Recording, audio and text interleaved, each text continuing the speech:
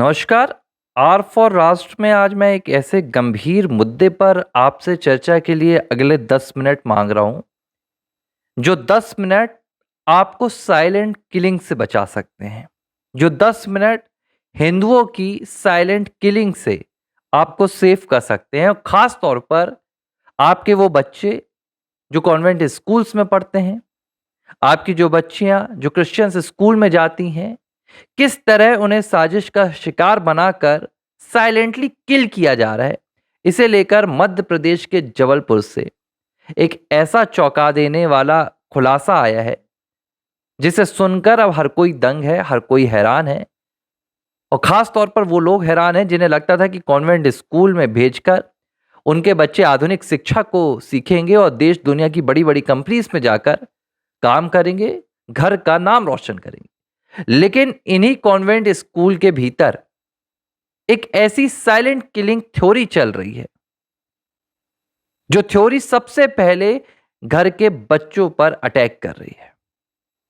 दरअसल मध्य प्रदेश के जबलपुर में, जहां का मैं रहने वाला हूं, वहां एक मामला निकलकर सामने आया, जहां एक सेंट जेवियर नाम की स्कूल है। इस स्कूल में पढ़ने वाला एक बच्चा अचानक इस तरह से हिंदू धर्म के खिलाफ जाकर चीजें करने लगा, हिंदू धर्म के देवी देवताओं को अपमानित करने लगा। अपमान क्या, उनकी तस्वीरों को फाड़ कर फेंकने लगा, मूर्तियों को तोड़ने लगा, और यहां तक कि उसने अपने पिता के साथ मारपीट भी शुरू कर दी। उम्र छोटी है, लेकिन उसका जो आक्रांता स्वभाव है वो इतना भयंकर रूप ले चुका है कि अब उसके पिता को समझ में नहीं आ रहा है कि आखिर वो जाए तो किसके पास जाए। है तो बेटा, पुलिस के पास जाकर कंप्लेंट करेंगे तो घर का ही बेटा जेल में जाएगा। उन्होंने इस पूरे मामले को समझने की कोशिश की कि आखिर उनका बेटा ऐसी हरकत क्यों कर रहा है। तो जब मामला निकलकर सामने आया, तो जिसने भी सुना वो सुनकर दंग रह गया। सत्यनारायण शर्मा ने सबसे पहले बजरंग दल और विश्व हिंदू परिषद जैसे संगठनों की मदद ली, और उन्होंने सबसे पहले ये मामला उनके सामने बताया, क्योंकि मामला बेहद गंभीर था। उन्होंने बताया कि उनका बेटा इस तरह की हरकतें कर रहा है, हिंदू देवी देवताओं को लगातार अपमानित करता है, उनके खिलाफ बातें करता है, और मूर्तियों को घर से फेंक रहा है, तोड़ रहा है, तस्वीरों को फाड़ रहा है, और अपने पिता को यह कहता है कि ईसाई धर्म अपनाओगे तो ही तुम्हारी सेवा करूंगा, नहीं तो घर से निकाल दूंगा। और कहता है कि अगर मुझसे ज्यादा कुछ कहा गया तो मैं घर छोड़कर केरल चला जाऊंगा।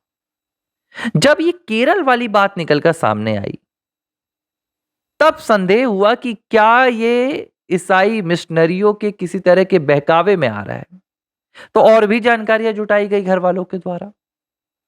पता चला कि ये जो कॉन्वेंट स्कूल होती हैं, ये जो सेंट जेवियर स्कूल है, इनमें जो इनके ईसाई धर्म के फादर होते हैं, वो किसी ऐसे एक फादर से लगातार संपर्क में है, और इस फादर के इशारे पर ही हर तरह की गतिविधियों को घर पे संचालित कर रहा है। पिता सत्यनारायण का कहना है कि जिस तरह से मेरा बेटा हिंदू धर्म के खिलाफ सनातन देवी देवताओं को अपमानित कर रहा है और पूरी तरह से ईसाइयत को अपना रहा है, उन्होंने कहा कि मेरा बेटा बहकावे में आ चुका है, और ये स्कूल प्रबंधन ने मिलकर, इस स्कूल के एक फादर ने मिलकर और शिक्षकों ने मिलकर मेरे बेटे का जबरन धर्मांतरण करवा दिया है, और अब वो ईसाई बन चुका है। ये आरोप सत्यनारायण शर्मा ने लगाए। उनके आरोपों के बाद अब जब वहां पर संगठन पहुंचे तो हड़कंप मच गया। लोगों ने कहा कि इस तरह की गतिविधियां यहां चल रही हैं, जहां पर सीधे तौर पर ये जो शिक्षक रहते हैं, अब एक शिक्षक का नाम आया, एक पलक सिंह नाम की शिक्षा पर आरोप लगाया गया पिता के द्वारा, जिसमें उन्होंने कहा कि उन्हें जानकारी मिली है कि ये जो पलक सिंह नाम की शिक्षक है सेंट जेवियर स्कूल में, इसके द्वारा ही उनके बच्चे को भ्रमित किया गया है। और इस पूरे मामले को लेकर अब विश्व हिंदू परिषद और बजरंग जैसे दल मामले की जांच पुलिस से चाह रहे हैं। अब मैंने इस पर साइलेंट किलिंग वाला यह मुद्दा क्यों उठाया, क्योंकि सबसे पहले धर्मांतरण के मामले में ये जो साइलेंट किलिंग चल रही है, इस थ्योरी को मैंने पकड़ा क्योंकि मैं लगातार ऐसे मुद्दों पर रिसर्च कर रहा हूं, ऐसे मुद्दों को देश के सामने लाकर रख रहा हूं। केरल से लेकर तमिलनाडु, तेलंगाना, कर्नाटक, खासतौर पर दक्षिण भारत में, जहां पर ये जो ईसाई मिशनरी हैं जबरन धर्मांतरण करवा रहे हैं, लोगों को भ्रमित कर रहे हैं, अब ये हिंदी बेल्ट पर भी बुरी तरह से असर कर रहे हैं। केरल से निकलकर ये ताकत अब हिंदी बेल्ट में बढ़ रही है, खासतौर पर छत्तीसगढ़, मध्य प्रदेश और उत्तर प्रदेश। करीब 17 से 18 दिन पहले आप जाएंगे तो आर फॉर राष्ट्र में आपको वो वीडियो भी मिल जाएगा। मैंने पश्चिम उत्तर प्रदेश का एक मामला आपको बताया था, जहां पर आंगनवाड़ी कार्यकर्ताओं को कमीशन दिलवाकर ये ईसाई मिशनरी हिंदुओं का धर्म परिवर्तन करवा रहे थे। और धर्म परिवर्तन किस आधार पर करवा रहे थे आप ये समझिए। कैसे उन्हें ईसाइयत में बदला जा रहा था। उन्हें यह कहा जा रहा था कि आपको धर्म बदलने के लिए किसी तरह के कागजों में कोई हेरफेर नहीं करनी होगी, कोई बदलाव नहीं करना होगा, ना ही आपको किसी तरह से अपने घर के या अपने परिवार के बीच में जाकर बताना होगा कि मैंने धर्म परिवर्तन कर लिया है। आपको सिर्फ एक लॉकेट पहनना होगा, जिसमें जीसस की पूरी चेन होगी, उनकी तस्वीर बनी होगी, मूर्ति बनी होगी, और उस लॉकेट को आपको चुपचाप अपने गले पर पहनना है। आपको जब समय मिलेगा आपको चर्च आना है, बिना किसी को बताए, बिना किसी से इस बात को साझा किए, और आपको मन ही मन में यीशु को याद करते रहना है। इसके अलावा जो आपको मुख्य काम दिया गया है, उसमें आपको हर हिंदू परंपराओं का विरोध करना है, सनातनी देवी देवताओं को अपमानित करना है, और अपने आसपास के लोगों को यह बताना है कि सनातन धर्म जैसा कुछ भी नहीं होता है।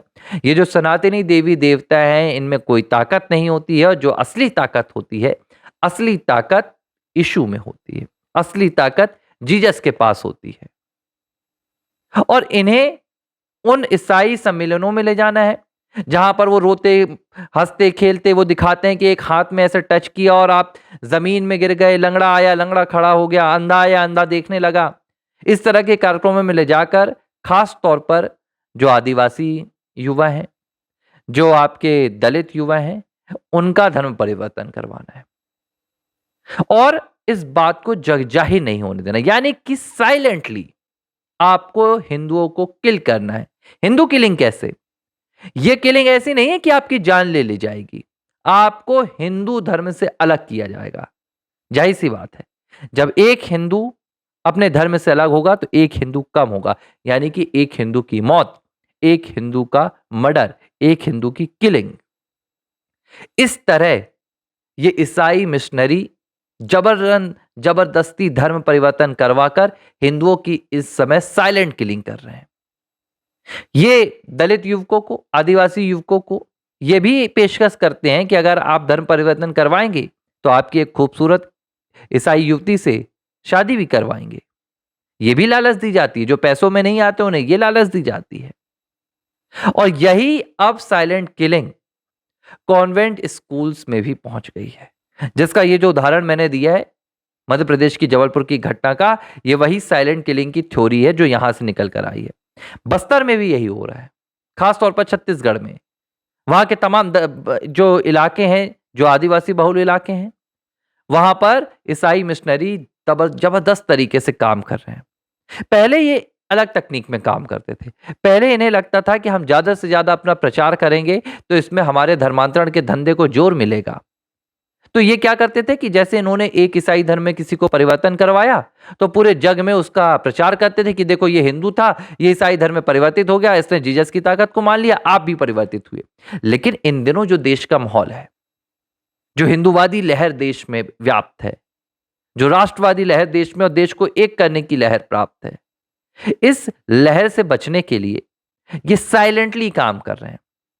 ये कह रहे हैं कि आप धर्म तो बदलो लेकिन प्रचार मत करो, क्योंकि आज जैसे ही पता चलता है कि किसी ने ईसाई धर्म में जाकर अपना धर्म परिवर्तन कर लिया है, तमाम हमारे संगठन पहुंच जाते हैं, हमारे हिंदू भाई बहन पहुंच जाते हैं, उन्हें समझाइश देते हैं।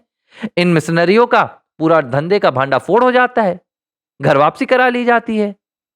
तो इन्होंने एक नया पैतरा आजमाया। अब इस पैतरे को ये स्कूल में आजमा रहे हैं। क्यों?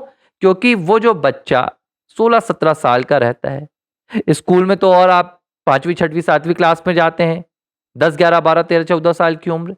इस उम्र में जब सनातन धर्म की परंपराओं को जब हिंदू धर्म की परंपराओं को घर में बच्चे सीखना शुरू करते हैं तो कॉन्वेंट स्कूल वाले इसका जबरदस्त तरीके से विरोध करते हैं। उदाहरण के तौर पर हाथ में कलावा नहीं बांधने दिया जाता है, माथे में तिलक नहीं लगाने दिया जाता है।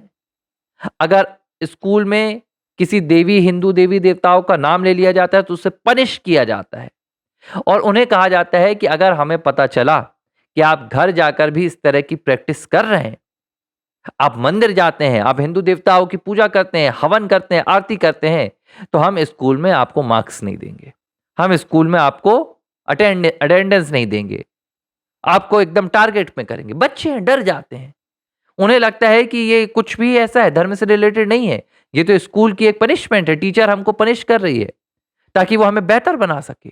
लेकिन ऐसे उनका ब्रेन वॉश किया जाता है और धीरे धीरे जब ये कहानी आगे बढ़ती है तो उन्हें जीसस की कहानियां सुनाई जाती हैं, लॉकेट पहनाया जाता है और ईसाई धर्म अपनाने के लिए सीधे तौर पर पेशकश की जाती है कि अब तुम ईसाई धर्म का पालन करो और हिंदू के खिलाफ, सनातन के खिलाफ पूरी तरह से विरोध करो।